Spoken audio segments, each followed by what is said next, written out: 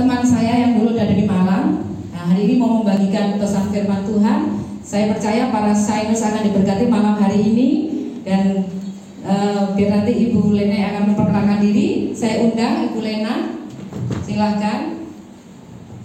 Terima kasih ya, Jingjing ini termasuk teman saya. Teman sejak dia belum menikah, saya juga belum menikah, makanya terus sampai sekarang itu tetap awet persahabatan kita. Kenapa? Relasinya bagus ya. Nah, malam hari ini saya akan menyampaikan firman Tuhan tentang komunikasi. Tapi sebelumnya saya kenalkan ya, nama saya Lena ya. Jika saudara ikut ibadah, saya sudah kenalkan. Banyak yang saya lihat wajah-wajah baru yang belum tahu saya kenalkan ya, nama saya Lena. Saya sebenarnya nggak suka nama saya. Waktu papa saya memberikan nama saya Lena, saya ingin protes.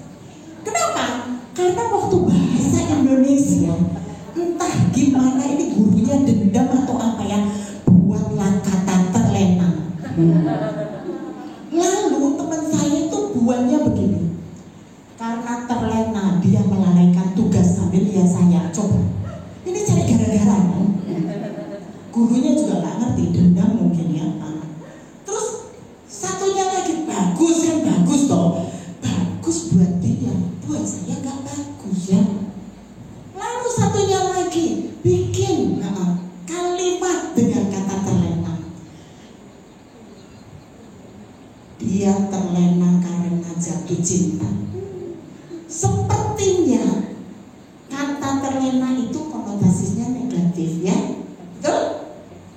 Terlena karena melalaikan tugas. Terlena juga karena dia jatuh cinta, terus dia tidak bolos sekolah gitu toh. Jadi saya protes sama papa saya. Papa, saya gak suka nama Lena gitu ya. Kenapa papa kasih nama saya Lena? Saya gak suka, saya bilang gitu. Itu dulu. Tapi setelah menikah, suami saya bilang gini, oh Lena, saya betul terlena-lena pada kau. Mantap kali gue rasa.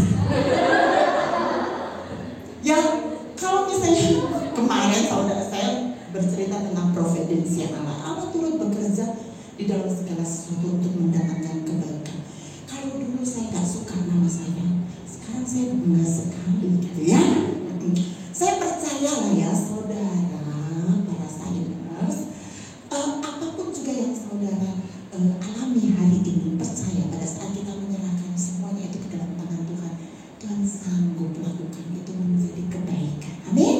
Nah, hari ini saya akan bagikan tentang bagaimana kita berkomunikasi ya. Oke.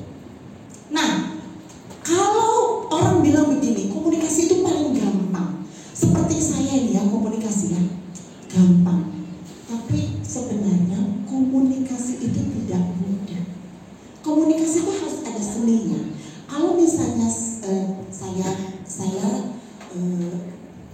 pelayanan saya kalau di Bandung itu bimbingan pranikah. Jadi bagi yang bujang-bujangan yang mau bimbingan pranikah boleh daftar ke saya. Nah ya, yang belum ada calon ini gimana? Nanti didoakan. Gampang ya. Tapi kalau yang sudah menikah, penting untuk komunikasi. Survei membuktikan di dalam rumah tangga komunikasi itu adalah 3 terbesar dari masalah dalam rumah tangga ya, selain keuangan. Dalam rumah tangga itu komunikasi itu 3 terbesar. Jadi komunikasi itu tidak mudah. Buktinya kenapa tidak mudah? Buktinya suami istri kalau ngomong sering gak nyambung ya. Ngomong sebentar itu terus ujung-ujungnya bertengkar. Artinya komunikasi itu gak mudah. Orang tua sama anak ya, orang tuanya ngomong, anaknya terus gak nyambung gitu kan. Saudara mengalami? Ya gitu ya. Cuma orang anaknya itu anak itu kadang-kadang kan dia gak mau menunjukkan bahwa dia itu gak sopan gitu ya, tapi dalam hati dia ngomong gitu ya. Artinya apa? Artinya tidak mudah berkomunikasi itu bukan sesuatu yang gampang ya. Saya kasih contoh. Ini cerita. Saya lihat wajah-wajahnya ini kan rada tegang, jadi saya cerita ya. Suami saya dari Batak, jadi saya suka cerita dari Batak ya. Ini ada cerita tentang Butet dan Ucok. Ucok dan Butet ya. Mereka ini saling mencintai ya. Ucok ini sangat mencintai Butet, Butet juga sangat mencintai Ucok. Karena Ucok ini begitu naksir Butet, dia mulai selidiki apa saja yang dikerjakan Butet setiap hari. Oh, jam 6 pagi dia pasti keluar ke pasar. Tahu dia jadwalnya. Karena dia mengasihi, dia pingin pura-pura ini ya di pinggir jalan. Terus Butet itu lewat, jadi seakan-akan ketemunya nggak sengaja, padahal sudah settingan ya. Jadi saudara laki-laki udah mulai PDKT begitu, saudara sudah tahu dia naksir saya gitu ya. Tapi sebelum itu konsultasi dulu sama hamba Tuhan, oke?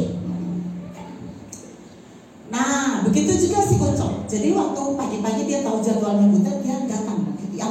Dia sengaja gitu ya, sengaja pura-pura ketemu gitu ya. Jadi waktu si Butet itu lewat, dia bilang gini, Butet, cantik kali kau pagi ini, gitu kan?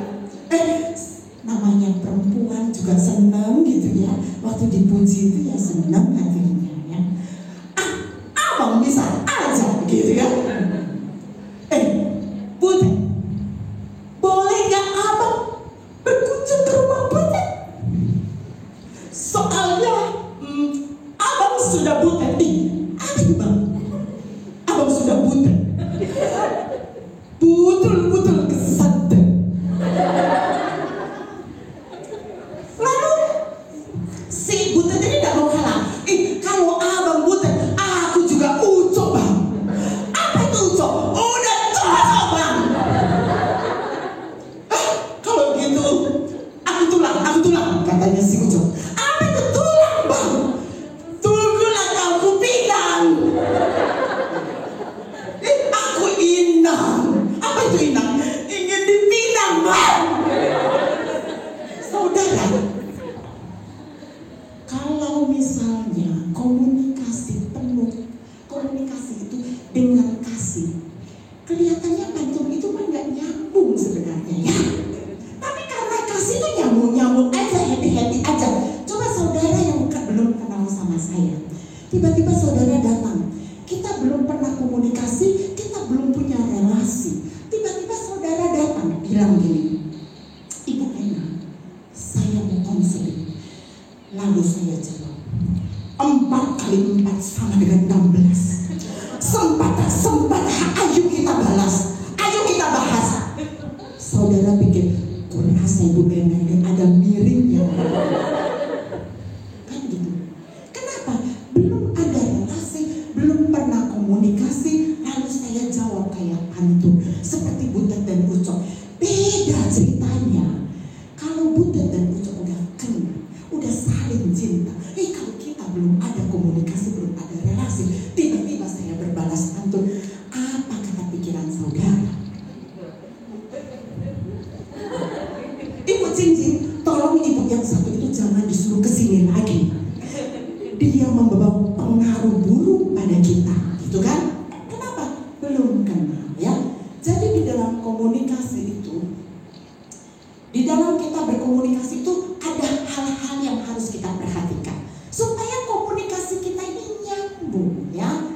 Nah, gaya komunikasi itu ada 3. 1 verbal, ngomong gini ya. 2 nada suara, dan 3 itu bahasa tubuh.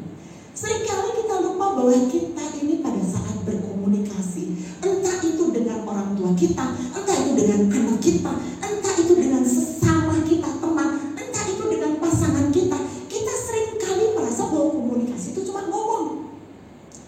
Padahal bukan cuma ngomong.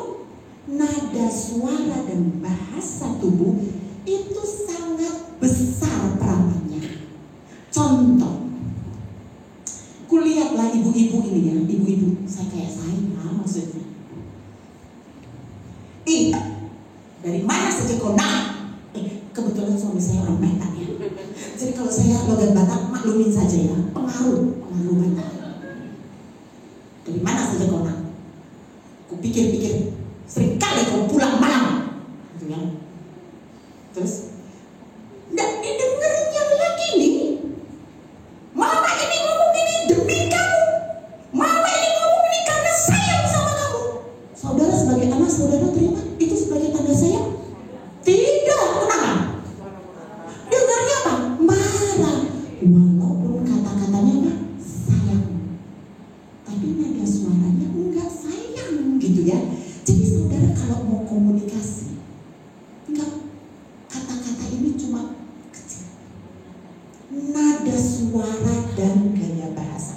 Contoh misalnya, aduh, minta maaf ya suami saya.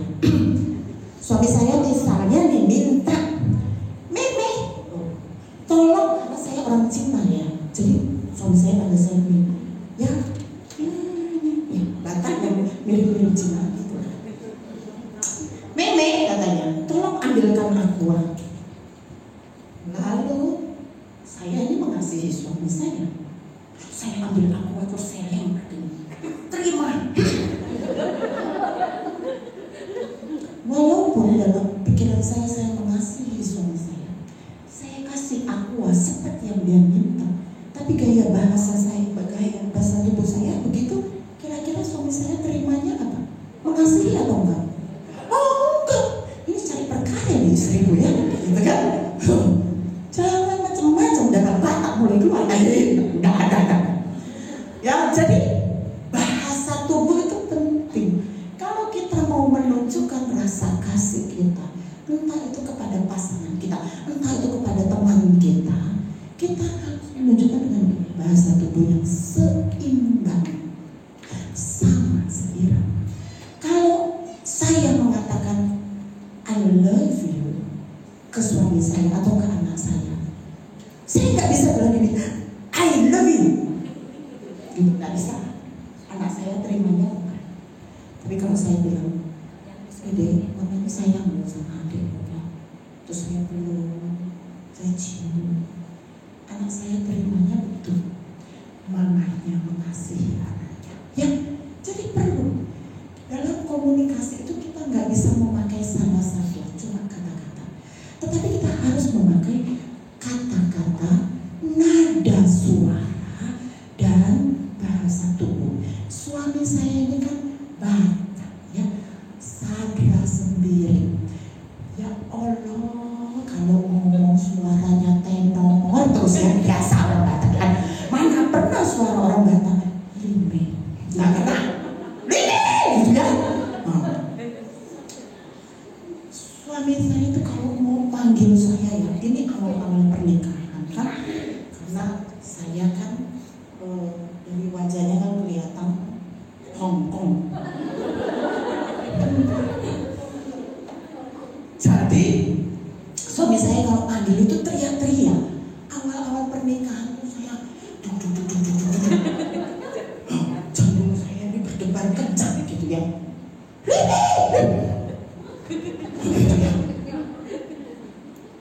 Terus saya diemin sekali dua kali terus. Saya pikir-pikir ini kenapa suami saya ini cari gara-gara pula sama saya. Apa salah saya kenapa dimarah-marahin gitu kan. Saya bilang sama suami saya gak terima loh Pak, Bapak marah-marahin saya. Saya bilang gitu. Saya orangnya cukup terus terang ya. Siapa yang marah?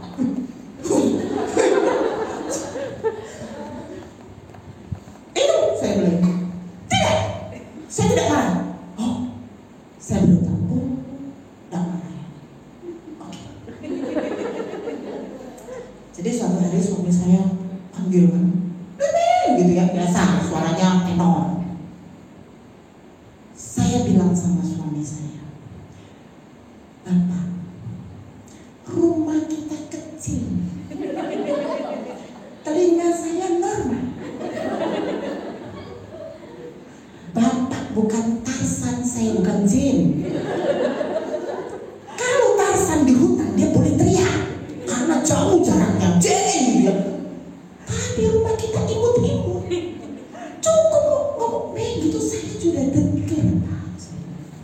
Jantung saya nggak kuat. Suami saya, ya, oke. Maaf, maklum kayak batangga. Sekarang kalau suami saya udah mulai nadanya tinggi, gitu, volumenya dikecilin, kasih kode. Jadi nggak perlu bertengkar ya, nggak perlu bertengkar ya.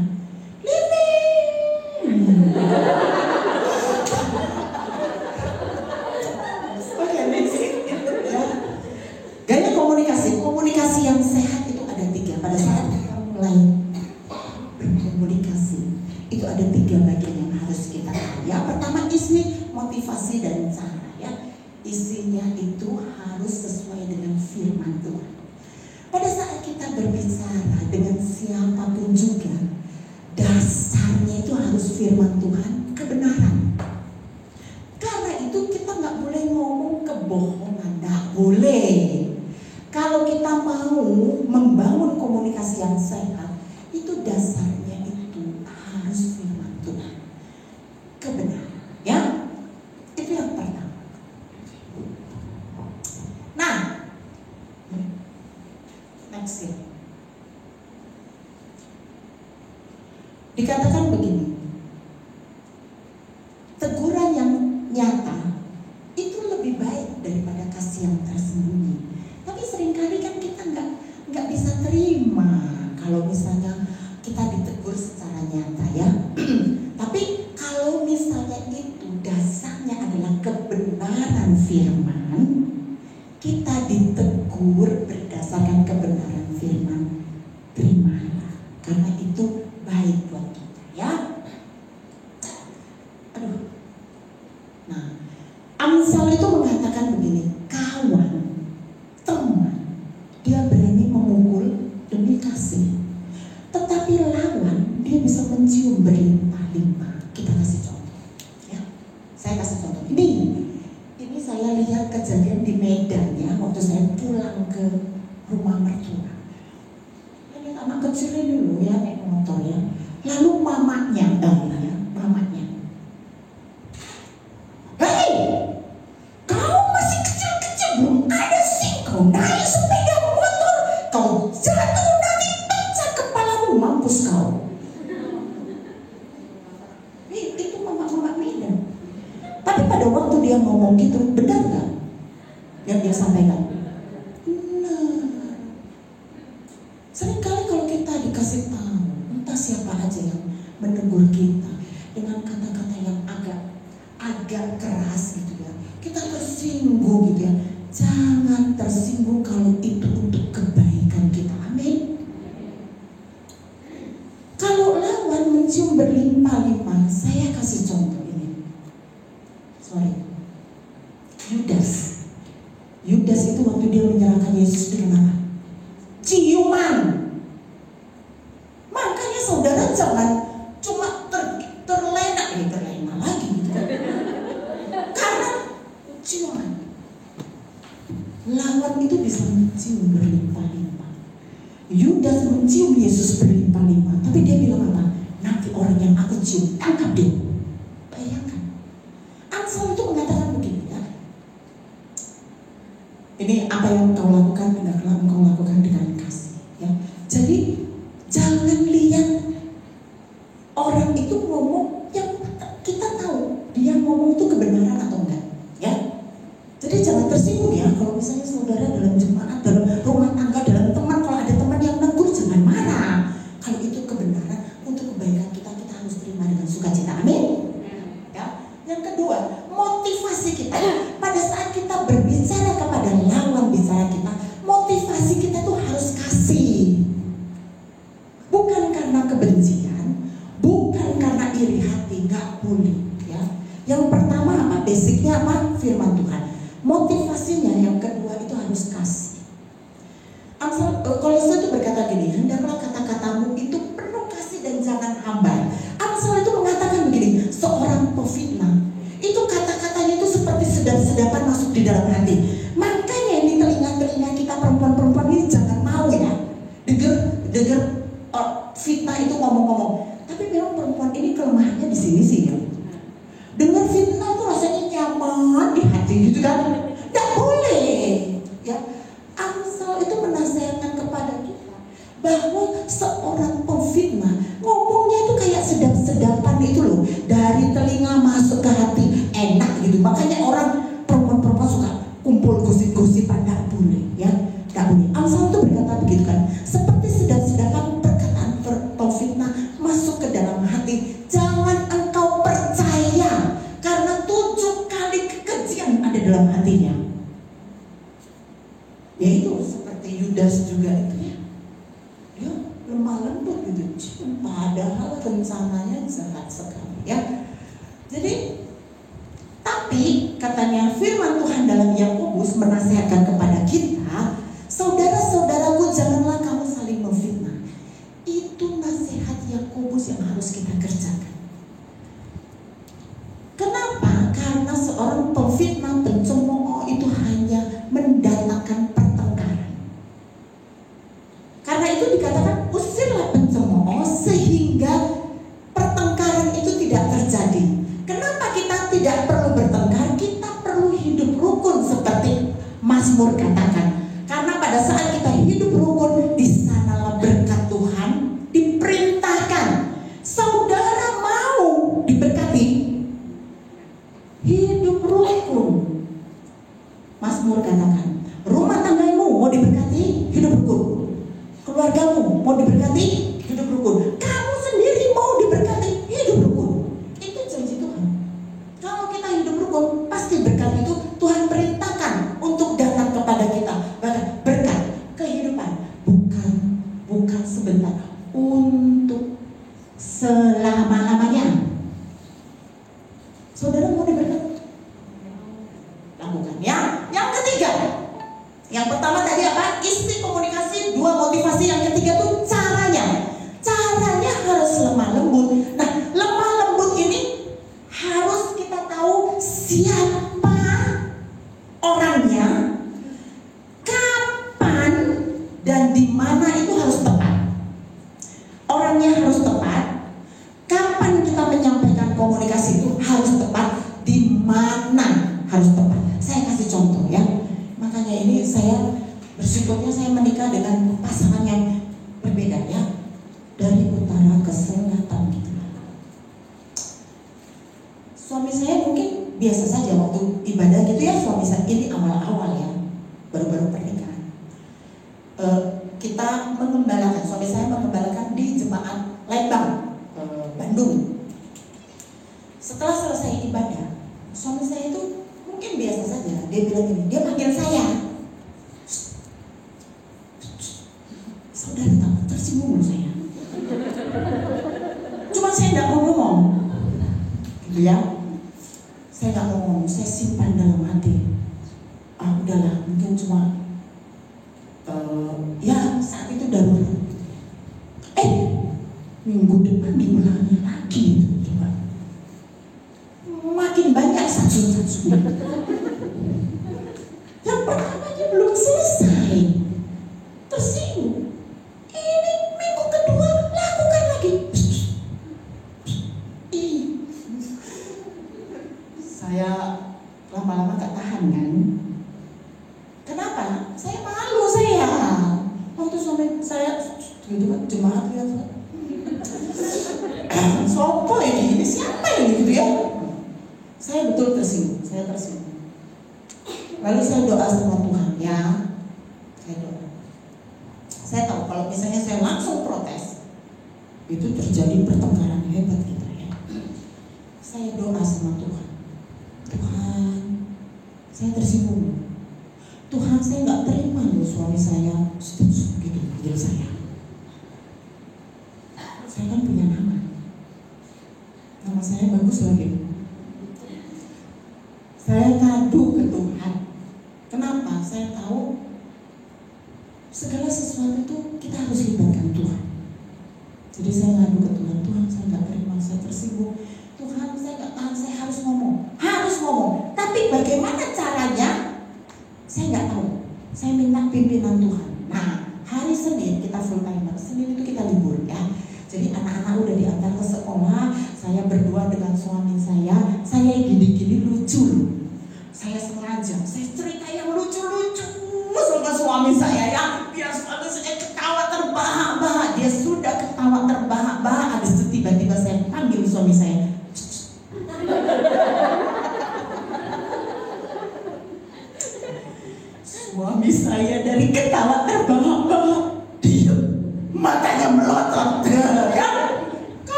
gitu ya, manggil suaminya kayak gitu. Mau apa? Bu, saya dikotbahin. Minggu sudah dengar khotbah. Gitu ya, dan khotbah. Tapi itu di kamar ya. Suami saya udah. Saya tenang saja. Kenapa? Punya misi. Suami saya mau ngomong,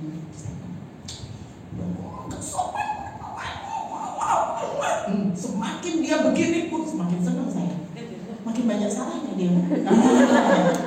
Belum ngefur pahlawan itu. Udah, sudah suami saya udah lama juga gitu ya. Sudah selesai, saya bilang, sudah selesai. Gantian saya bicara. Oke.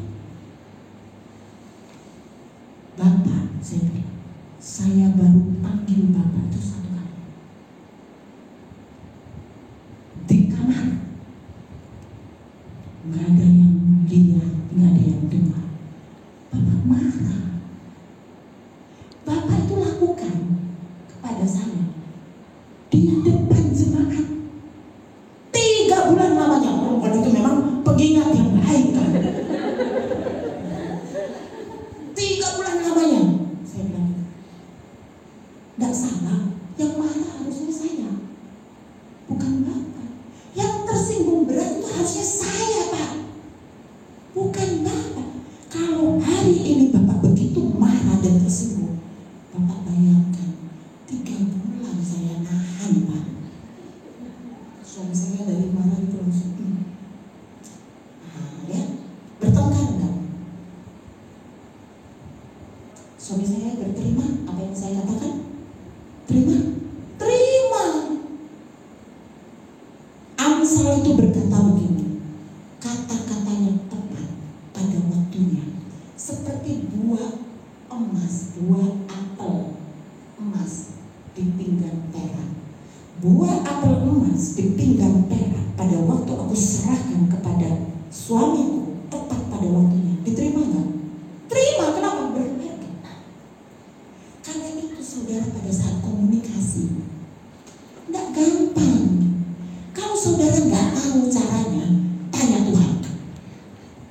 Ya, Tuhan akan menuntun untuk memberikan hikmat. Sampai sekarang suami saya nggak pernah susah-susah. Saya bilang gini, Pak, saya punya nama loh, Pak. Bapak panggil saya susah-susah. Saya merasa kayak Bapak panggil saya ayam. Saya kan istri Bapak, saya bilang. Curhatlah saya. Habis itu suami saya minta maaf.